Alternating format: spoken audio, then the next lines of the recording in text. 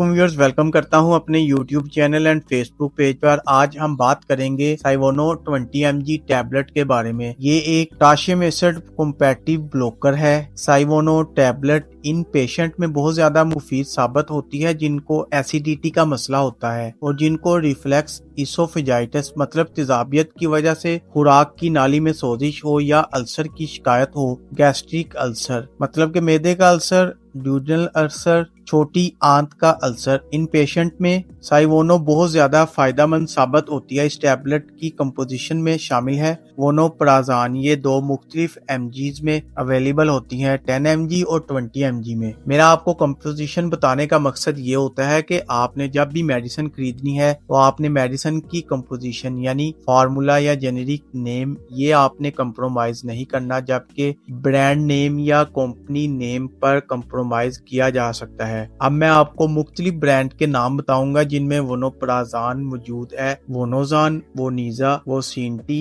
वोनोकैव वगैरह शामिल है। साइवोनो टैबलेट की राइट डोज क्या होगी? साइवोनो टैबलेट का मोड ऑफ एक्शन क्या होगा? क्या ये टैबलेट प्रेग्नेंट खवातीन इस्तेमाल कर सकती हैं? इस टैबलेट को इस्तेमाल करने से क्या क्या साइड इफेक्ट्स हो सकते हैं? ये सब कुछ आज की इस वीडियो में शामिल है। साइवोनो टैबलेट की राइट डोज होगी गैस्ट्रिक अल्सर के मरीजों में 20 mg पर डे, मतलब 20 mg